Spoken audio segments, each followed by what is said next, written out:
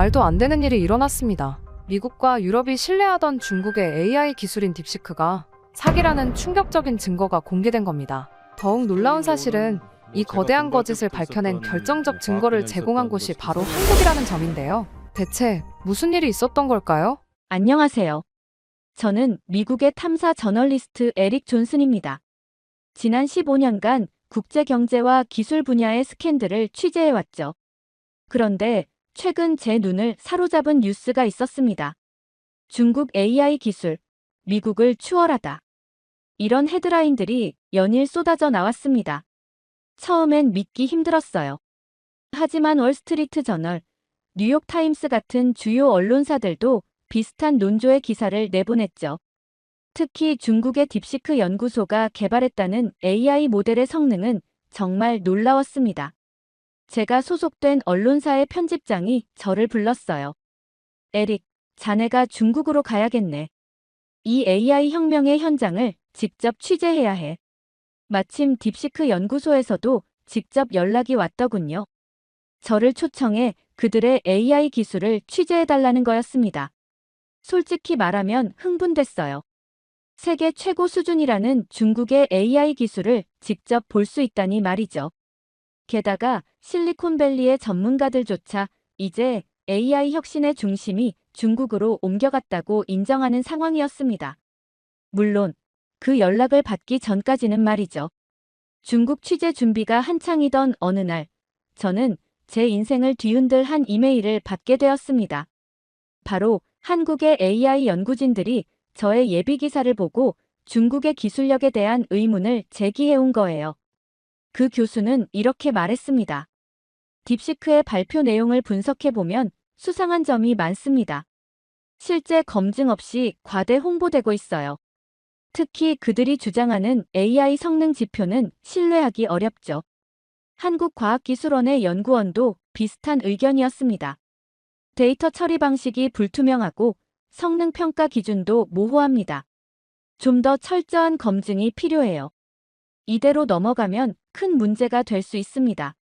하지만 저는 한국의 이런 지적들이 우습게 느껴졌습니다. 중국이라는 거대 시장을 견제하려는 작은 나라의 시기심이라고밖에 볼 수 없었거든요. AI 기술이라면 모를까 K-팝이나 드라마를 이야기하라고 하고 싶었죠. 게다가 미국의 주요 언론들도 중국의 기술력을 인정하고 있었으니까요. 세계 2위 경제 대국과 작은 나라의 말 중 어느 쪽을 믿어야 할지는 너무나 자명했습니다. 제 판단이 얼마나 오만했는지 그때는 전혀 몰랐죠. 며칠 뒤 베이징행 비행기를 타면서도 설렜습니다. 세계를 놀라게 할 취재가 될 거라 확신했으니까요. 하지만 동시에 마음 한켠이 불편했어요. 한국 연구진들의 경고가 자꾸 떠올랐기 때문입니다. 실리콘밸리가 무너지고 중국이 AI 패권을 잡게 된다는 이 충격적인 변화가 정말 사실일까요? 아니면 제가 뭔가를 놓치고 있는 걸까요? 베이징 공항이 가까워질수록 긴장감이 커졌습니다. 이제 곧 모든 것이 밝혀질 테니까요. 저는 노트북을 꺼내 지금까지 수집한 자료들을 다시 한번 검토했습니다. 한국 연구진들의 의심, 중국 측의 화려한 홍보, 그리고 그 사이에 숨겨진 진실. 제 직감이 말했습니다. 이번 취재는 분명 평소와는 다를 거라고요. 하지만 그때의 저는 아직 몰랐습니다. 이 취재가 제 인생을 완전히 뒤바꿔 놓게 될 거라는 사실을요. 베이징 공항에 내리자마자 저를 맞이한 건 딥시크 연구소의 환영 인파였습니다. 현지 언론사 기자들까지 마치 국빈을 맞이하는 듯한 진풍경이 펼쳐졌어요. 검은색 리무진이 저를 기다리고 있었습니다. 연구소 대외협력 책임자 장 박사가 차 안에서 거침없이 선언했습니다. 이제 AI는 중국이 선도합니다. 미국과 유럽은 이미 시대에 뒤처졌어요. 우리는 그들이 상상도 못할 기술을 보유하고 있습니다. 딥시크 연구소는 연구소라기보다 거대한 캠페인 현장 같았어요. 초대형 LED 스크린, 화려한 조명, 끝없이 이어지는 기술 시연까지. 이건 단순한 연구소가 아닌 중국이 AI 강국이라는 걸 전 세계에 선전하기 위한 대규모 쇼케이스였습니다. 대형 컨퍼런스룸에서는 연구소장 리우 박사의 발표가 이어졌습니다. 우리는 이미 실리콘밸리를 추월했어요. 이제 기술 혁신은 중국이 주도할 것입니다. 처음에는 저도 감탄했습니다. 하지만 이상한 점을 발견했어요. 발표 내용이 너무 완벽했거든요. 실패나 시행착오에 대한 언급이 전혀 없었습니다. 이제 실제 연구실을 둘러보시죠. 다른 기자들은 모두 1층에 남겨둔 채 저만 특별히 연구실 투어를 시작했습니다. 15층 연구실의 모습은 충격적이었어요. 조용하고 어두운 복도, 썰렁한 사무실. 1층의 화려함이 거짓말처럼 느껴졌습니다. 연구원도 몇 명 없었고 일부 장비는 전원도 꺼져 있었죠. 복도에서 마주친 연구원들의 표정도 어딘가 불안해 보였어요. 제가 질문을 던지면 재빨리 장 박사의 눈치를 보며 대답했습니다. 마치 미리 정해진 대본이라도 있는 것처럼요. 화장실에 들른 사이 두 연구원의 대화가 들렸습니다. 리우 소장님이 또 무리한 발표를 하셨어. 쉿, 조용히 해. 외국 기자가 들을라. 가슴이 덜컥 내려앉았습니다. 박도윤 박사의 경고가 떠올랐어요. 호텔로 돌아와 오늘 본 것들을 정리하면서 한 가지 확신이 들었습니다. 이곳의 모든 것이 거대한 연극이라는 사실을요. 다음 날 아침, 저는 일찍 연구소를 찾았습니다. 화려한 환영 행사도 관계자들의 동행도 없이 홀로 방문했죠. 특히 리우 소장이 인류 역사상 최초의 완전한 AI 모델이라고 자랑하던 기술이 궁금했습니다. 전날 발표회에서 그들은 이 모델이 인간의 지능을 뛰어넘었다고까지 주장했거든요. 음성인식, 자연어 처리, 이미지 생성 등 모든 분야에서 완벽한 성능을 보인다는 거였죠. 15층 연구실에서 어제 만났던 왕 연구원이 데이터 센터로 저를 안내했습니다. 컴퓨터 화면에는 충격적인 내용들이 가득했어요. 발표된 실험 결과의 상당수가 실제로는 진행조차 되지 않은 것들이었습니다. 음성인식 실험에서 사용됐다는 10만 건의 테스트 데이터는 실존하지도 않았고, 이미지 생성 능력을 검증했다는 국제평가 자체가 없었던 일이었죠. 문서들을 자세히 살펴볼수록 조작의 흔적은 더욱 명확해졌습니다. 성능 그래프는 너무나 완벽한 상승 곡선을 그리고 있었고, 오류율은 믿기 힘들 정도로 낮았어요. 실제 AI 개발 과정에서는 절대 나올 수 없는 수치들이었습니다. 더 자세히 살펴보려는 제 모습에 왕 연구원의 태도가 급격히 경직됐습니다.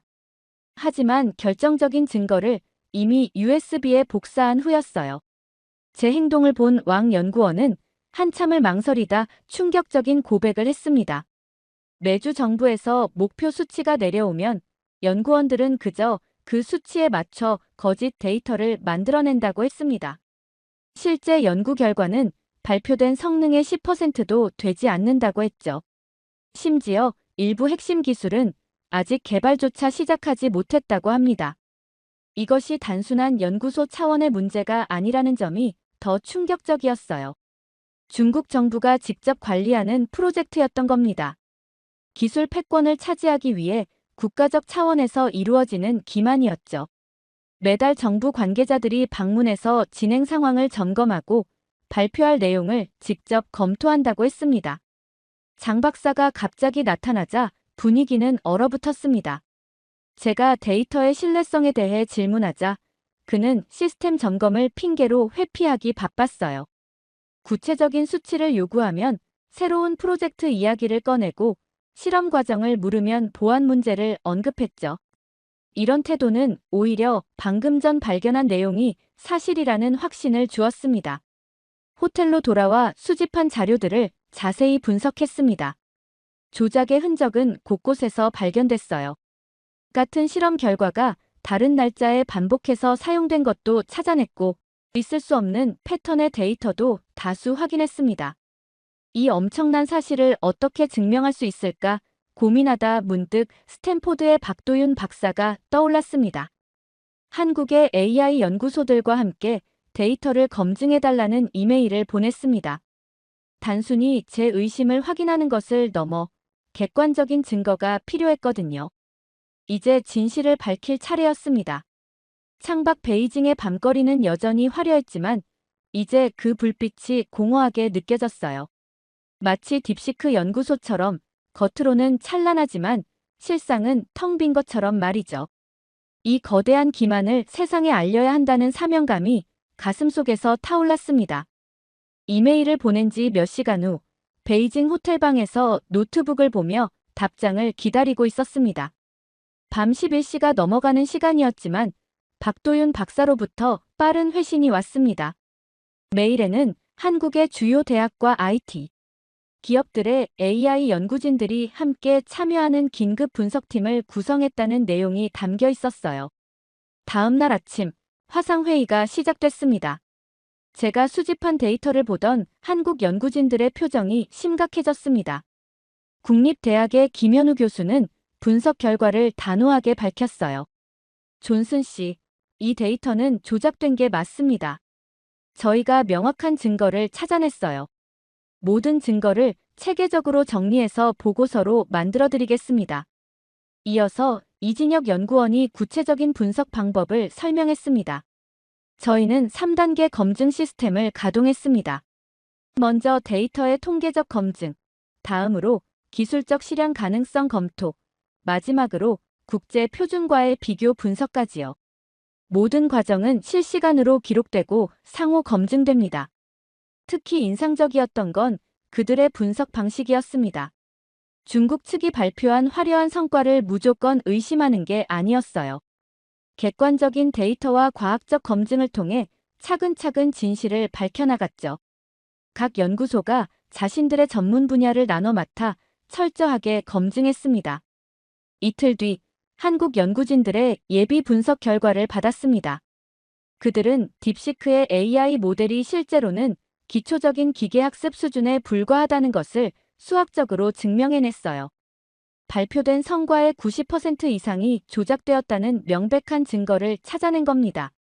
분석 과정에서 더 놀라웠던 건 한국 연구진들의 체계적인 협업 시스템이었습니다. 각 기관이 자신들의 연구 데이터를 공개하고 서로의 분석을 검증하며 모든 과정을 문서화했어요. 이런 투명성은 제가 중국에서 본 것과는 완전히 달랐습니다.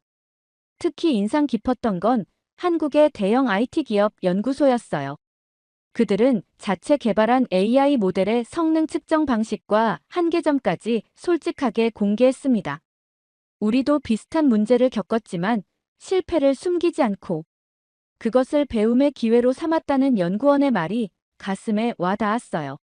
다른 기업의 연구진도 놀라웠습니다. 그들은 AI 윤리 가이드라인을 바탕으로 연구를 진행하고 있었어요.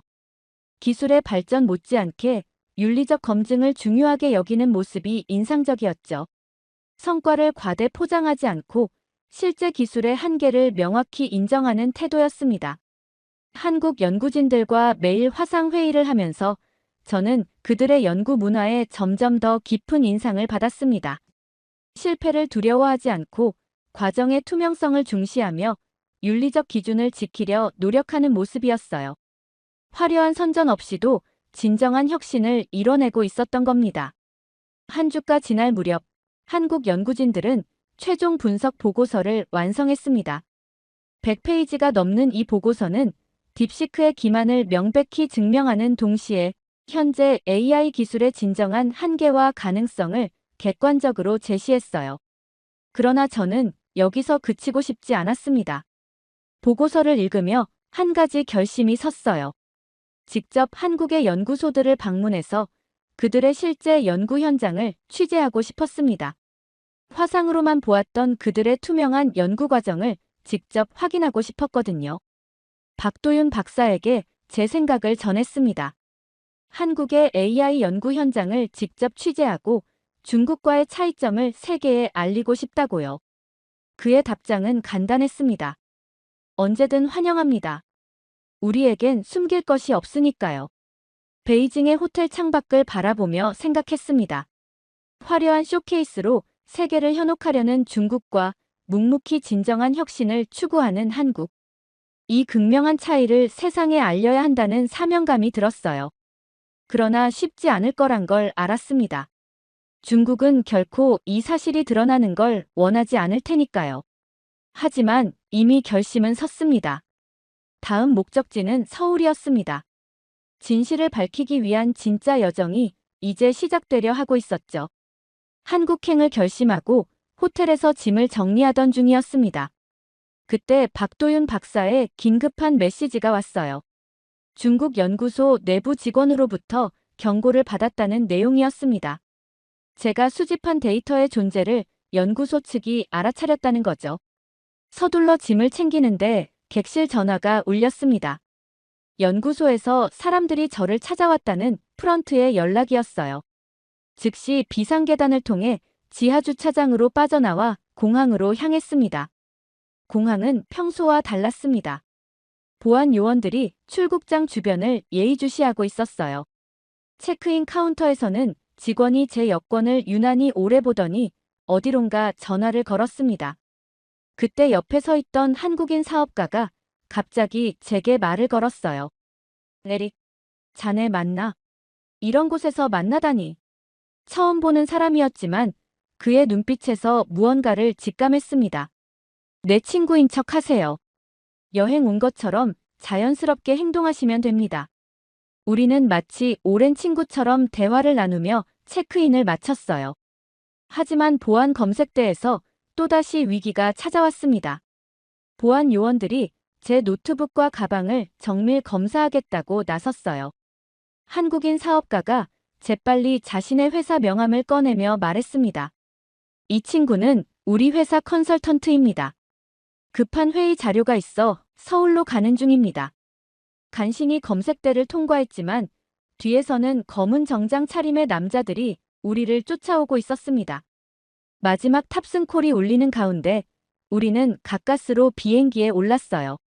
이륙 직후 그 한국인 사업가는 쪽지 하나를 건네고 자리를 옮겼습니다. 박도윤 박사님께 연락받았습니다. 서울에서 많은 분들이 기다리고 있을 거예요. 비행기가 구름 위로 올라가면서 베이징이 시야에서 사라졌습니다. 가방 속 데이터가 무사한 걸 확인하고 나서야 긴장이 풀렸어요. 이제 진짜 이야기는 서울에서 시작될 것이란 생각이 들었습니다. 인천공항에 도착했을 때는 이미 늦은 저녁이었습니다. 박도윤 박사가 직접 마중 나와 있었어요. 비행기에서 내려 그를 만나는 순간까지도 긴장이 완전히 풀리지 않았지만 그의 따뜻한 미소를 보자 안도감이 밀려왔습니다. 고생 많으셨습니다, 존슨 씨. 이제 안전하니 걱정 마세요. 내일부터 본격적인 분석을 시작하시죠. 다음 날 아침, 서울의 한 연구단지를 방문했습니다. 베이징의 화려한 전시장과는 전혀 다른 분위기였어요. 조용하고 차분한 공간에서 연구원들이 각자의 업무에 몰두하고 있었습니다. 먼저 데이터 검증 시스템부터 보여드리겠습니다. 연구소의 시스템 관리자인 정 박사가 설명을 시작했어요. 모든 실험 데이터는 실시간으로 기록되고 여러 연구진의 교차 검증을 거친다고 했습니다. 한 사람의 판단이 아닌 팀 전체의 검증이 필요한 거죠. 이건 저희가 개발한 AI 성능 검증 프로그램입니다. 어떤 데이터든 조작이 있다면 즉시 찾아낼 수 있어요. 프로그램을 실행하자 중국에서 가져온 데이터의 문제점들이 하나둘 드러났습니다. 불가능한 패턴, 중복된 결과값, 인위적으로 조정된 그래프들. 모든 것이 명백했어요. 놀랍네요. 이런 정교한 검증 시스템은 처음 봅니다. 당연합니다. AI 연구에서 가장 중요한 건 신뢰성이니까요. 화려한 성과보다 정직한 실패가 더 가치 있다고 생각합니다. 연구소를 둘러보면서 더 놀라운 것들을 발견했습니다. 모든 연구원들의 책상에는 AI 윤리 준칙이 붙어 있었어요. 기술 발전과 윤리적 가치를 동시에 추구한다는 내용이었죠. 이 조작된 데이터를 세계에 공개해야 합니다. 연구진들과 회의를 하면서 저는 제안했어요. 그들도 동의했습니다. 맞습니다. 하지만 단순히 중국의 거짓을 폭로하는 게 아니라 진정한 AI 연구가 어떠해야 하는지 보여주어야 해요. 일주일간 밤낮 없이 데이터를 분석했습니다. 연구진들은 자신들의 일처럼 열정적으로 참여했어요. 누군가 식사를 잊으면 다른 연구원이 먹을 것을 가져다 주고 한 명이 지치면 다른 사람이 이어받았죠. 특히 인상 깊었던 건 모든 과정이 완벽하게 기록된다는 점이었습니다. 실험의 성공은 물론 실패까지 모든 결과가 데이터베이스에 저장되었어요. 왜 실패한 실험까지 기록하나요? 실패야말로 가장 중요한 배움의 기회니까요. 다른 연구자들이 같은 실수를 반복하지 않도록 하는 거죠. 그 순간 깨달았습니다. 한국의 AI 연구는 정말 다르네요. 여기선 진짜 연구가 이루어지고 있어요. 제 말에 연구원들은 겸손하게 웃었지만 저는 진심이었습니다. 화려한 홍보나 과대 포장 없이 오직 진정한 혁신만을 추구하는 모습에 감동했거든요. 점점 더 명확해졌습니다. 이곳의 연구 문화는 중국과 완전히 달랐어요. 화려한 선전이나 과대 포장된 성과가 아닌 진정한 혁신을 추구하고 있었습니다. 이건 단순한 연구소가 아닙니다. 제가 감탄했어요. 맞아요. 이곳은 진실을 추구하는 공간이죠. AI 기술은 인류의 미래를 바꿀 수 있습니다. 그래서 더욱 정직해야 해요. 분석이 끝나갈 무렵 저는 확신할 수 있었습니다. 한국의 AI 연구는 세계가 주목해야 할 모범 사례라는 걸요. 조용하지만 착실하게 진정한 혁신을 이뤄내고 있었습니다.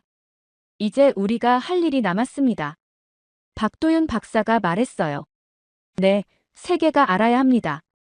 진정한 AI 연구가 무엇인지, 그리고 어떤 거짓이 저질러졌는지. 마지막 밤, 연구소의 창밖을 바라보며 생각했습니다. 베이징의 화려한 불빛과는 다른 차분하지만 강인한 빛이 서울의 밤하늘을 수놓고 있었어요. 그것은 마치 양국의 AI 연구를 상징하는 것 같았습니다. 보도 자료는 준비됐나요? 박 박사가 물었습니다.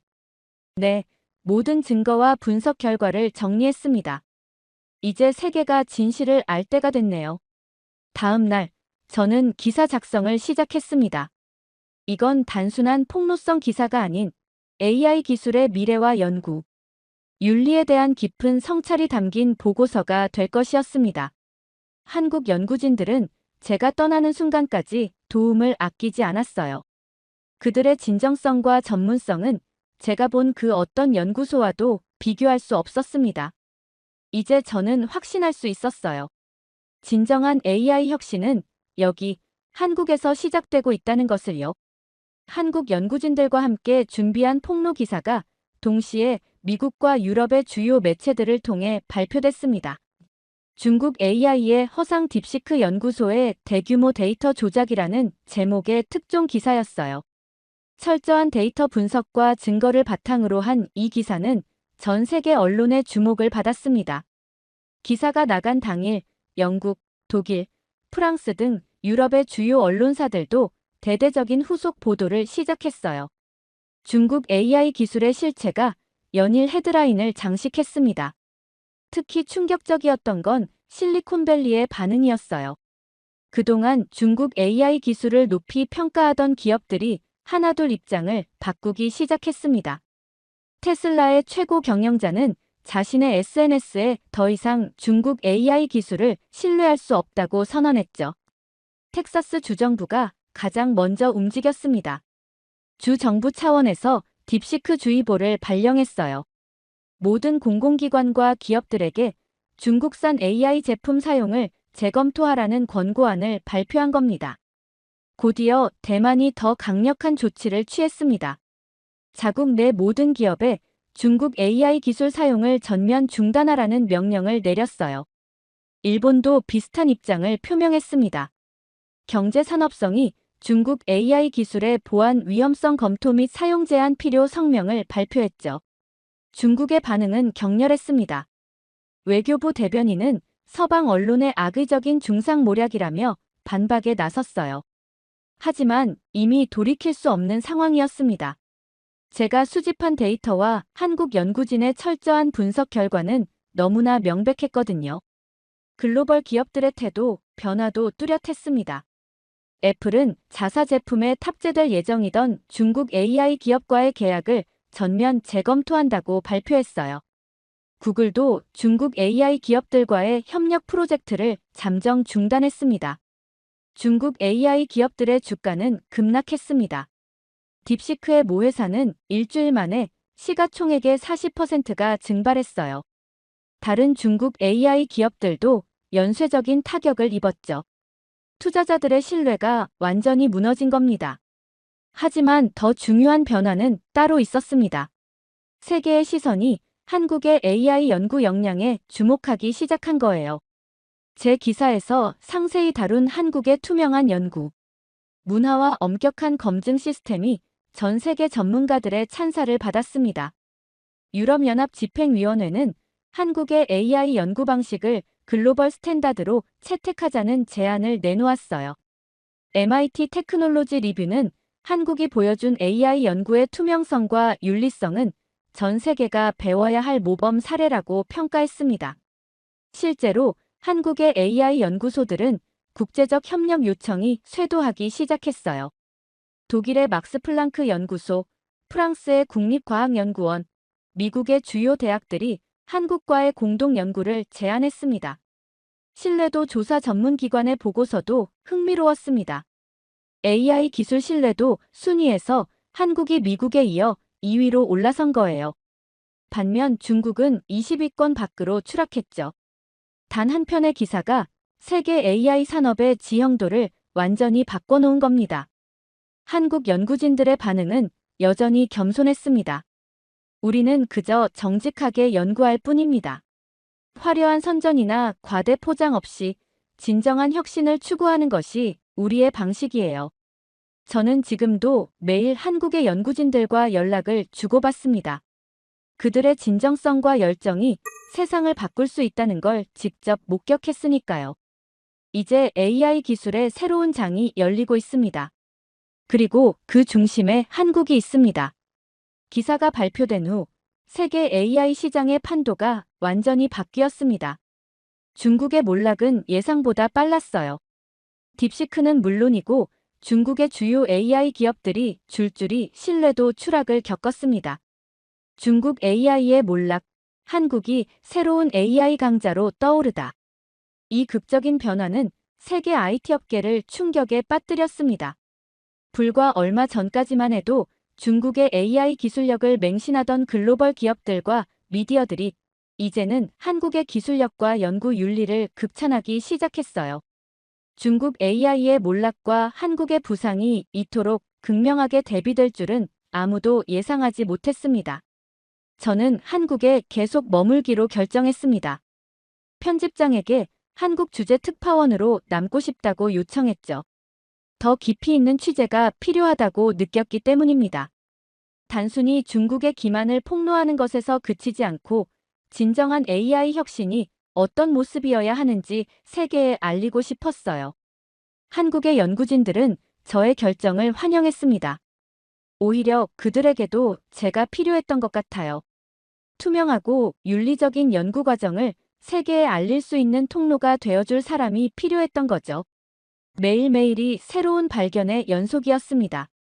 한국 연구진들이 개발 중인 새로운 AI 기술들은 놀라웠어요.